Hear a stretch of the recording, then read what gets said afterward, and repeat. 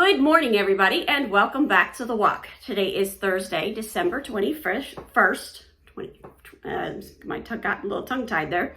So today we're talking about the next scheme that Satan uses, and that is deceives. That is where Satan feeds you a lie, gets you to buy into it, and gets you to go down that road of sin and pull you away from God.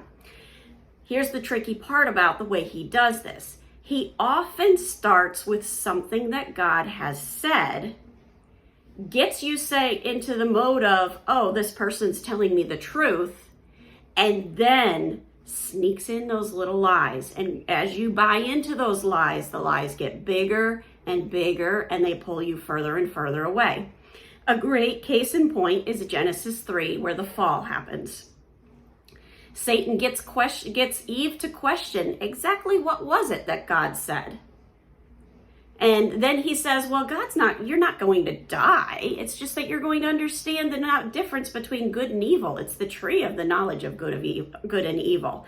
And through that, Satan deceives Eve.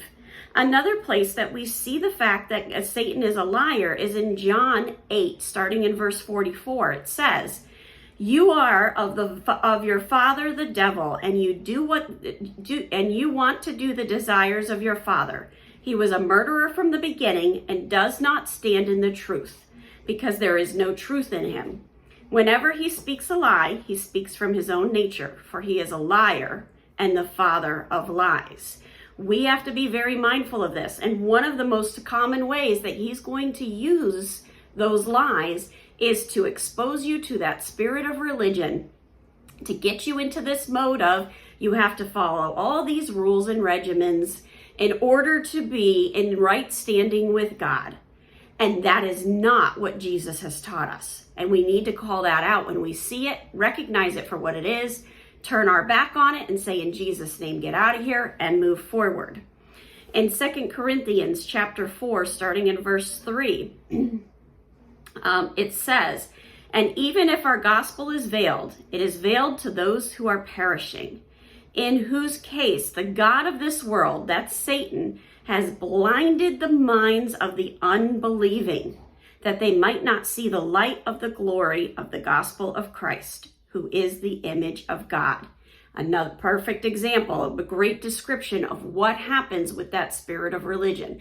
People feel that they're not worthy to go to church. And there's no such thing as earning your way into being worthy of salvation, worthy of going to church, worthy of a relationship with Christ. Because the bottom line is, none of us is worthy on our own.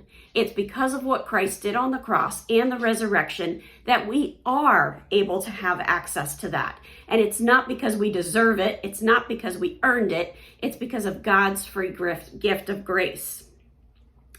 In 2 Corinthians chapter 11, starting in verse 13, it says, "For such men are false apostles, deceitful workers, disguising themselves as apostles of Christ. And no wonder, for even Satan disguises himself as an angel of light." He wants you to think that he's giving you the truth. Don't fall for it. In 2 Thessalonians chapter 2, starting in verse 8, it says, "And then that lawless one will be revealed." And we know that he's going to come to his ending in those end times. In Revelation 2, starting in verse 9, "I know your tribulation and your poverty, but you are rich, and the blasphemy by those who say they are Jews and are not, but are a synagogue of Satan." And then in Revelation chapter 3, verse 9, it says, "Behold, I will cause those of the synagogues of Satan who say they are Jews but are not, but lie. Behold, I will make them to come and bow down at your feet and to know that I have loved you." We have to be aware of this deception. And along with that, this deception also hinders us. In 1 Thessalonians chapter 2, starting in verse 18, it says, "For we wanted to come to you, I, Paul, more than once, and yet Satan thwarted us."